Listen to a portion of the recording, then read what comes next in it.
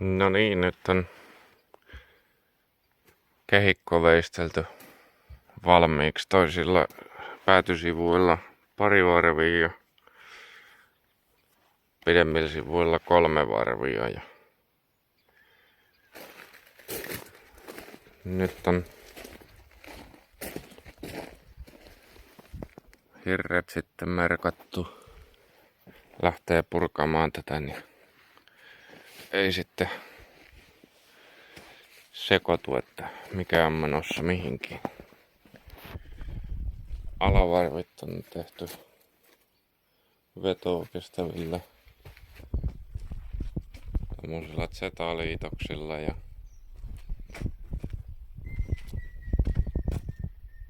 ylemmät varvit sitten tämmöisillä perinteisillä ponttiliitoksilla. Täällähän oli otettu tää korko silloin, kun nämä alahirret oli tossa kehikossa ja sitten on merkattu toi korkeus, mikä tossa lukee, niin on sitten toi yläpinta, mistä on leikattu tuolta kehikosta pinta suoraksi sitten. Joissain kohti joutuu laittaa vähän täytepalaa vielä, kun ei vaan riitä hirreskorkeus, vaikka onkin suht järeetä tavaraa. Niin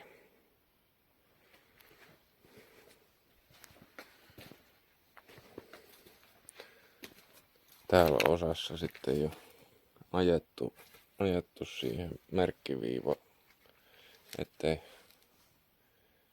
ettei lähde sitten tuossa liikutellessa niin tuu mitään likaa, niin se on sitten vähän epäselvä välillä, että missä se merkki on, jos hirret pyörii tuossa maassa. Mukavempi työstää sitten tuossa maassa toi hirsi, kun työasento on vähän parempi. Sinne se sitten pitäisi sovitella. Tossa oli toi oviaukon alitus, niin se on varattu, sovitettu tonne noin. Se oli parempi tehdä näin päin. Sai sen sinne mukavasti istumaan. Toi ihan kohtalaisen kokoinen 9 kertaa 7 metriä toi kehikko, että hirttää on mennyt suht paljon. No vielä täytyy tässä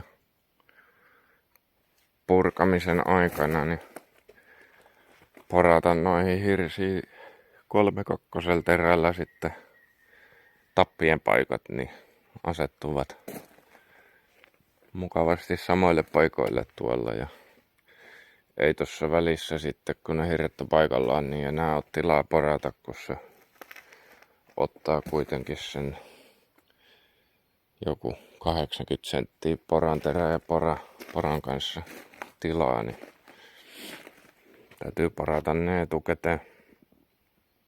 Aika paljon voi tulla vääntövoimia tuosta tunkkaamisesta, niin täällä on näitä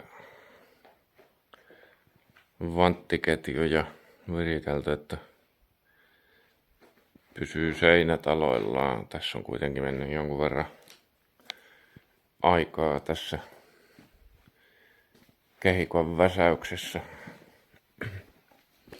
Tietysti voisi ottaa nämä hirret pois vasta sitten, kun on toi kehikko valmis, niin se aika mitä tää on ilmassa, niin kutistuisi aika paljon, mutta nää on aina pahoja, kun täällä on ihan pehmeitä, niin ei näitä voi koskaan tietää sitten ihan tarkkaan ennen kuin on nähnyt tän tästä alakautta, että minkä näköinen tää on, niin se olisi vähän huono sitten, jos menisi mitottamaan sen mukaan, että tässä huomaa, että tästä on ajettu, niin tässä on ihan tervettä puuta ja sitten on muutama sentti tätä alkuperäistä puuta jäljellä, niin se on ihan lahoa paskaa. Sitten on tietysti toi ristimitoittaminenkin olisi vähän hankalempaa. Sitten se oli mukava niin sovitella nuo alahirret kivijalkoihin ja katsoa pystysuunnassa ne mätsäämään näihin seiniin ja sit ottaa ristimitat talteen siitä niistä alavarveista, kun ei nää koskaan ole lähellekään suorakulmaisia. Ovat eläneet ajan kanssa eikä välttämättä uutenakaan ihan 90 asteen kulmassa nurkat ollut. Täälläkin tää oven alitushirsi niin on tiukasti tapitettu, että se on mukava nostaa, laittaa kohilleen ja katsoa, että istuu ja sitten poraa noin tapireijät ja laittaa tapit, niin sitten pystyy niiden varassa sitä hallitusti laskee vähän alaspäin ja sitten laittaa nämä riveet tänne väliin, niin menee silleen aika kätevästi. Ei mene tohon riveen ahtaaseen väliin sullominen, niin vie ihan älyttömästi aikaa, eikä lopputuloskaan ole mikään älyttömän hyvä. Jos ei ole seinässä paljon painoa päällä, niin kuin jossain joku lyhyt pätkä oviaukon vieressä, niin sen voi sitten työn ajaksi sitoa vaikka tämmöisellä 2/4, missä on täkkipultteja. Se kantaa ihan hyvin ton muutaman hirren painon tossa ja mieluiten molemmin puolin lankut, niin ei tuu semmoista vääntöä, että toinen puoli olisi kiinni niin kuin kuuluukin ja toisella puolella olisi sitten sormen mentävä rakohirressä tuohon ylempään hirteen vääntyy. Tietysti jotain tuentoja pitää olla, ettei kaikkea voi tommosella ratkaista, mutta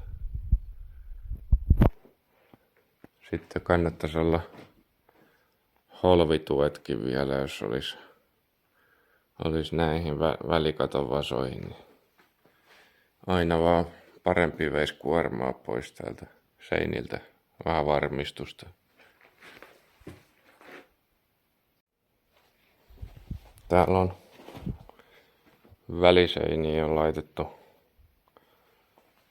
alle valettu valmiiksi antura betonista ja sitten on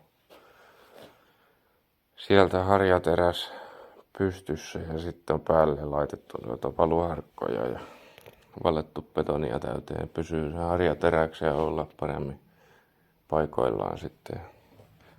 Aikaisemmin tähän oli tosiaan, löytyy siitä videon pätkää kanssa, niin laitettu nämä luonnonkivi perustukset ja tota nurkkaa oli nostettu se 40 senttiä. Oli painonut vanha perustus sen verran paljon.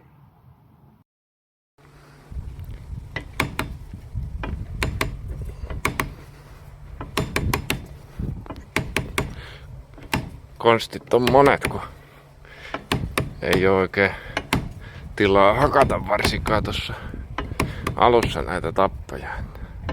Jotain hyvää vanhassa hiasessakin. Tunkki nimittäin, ei paljon muuta kyllä.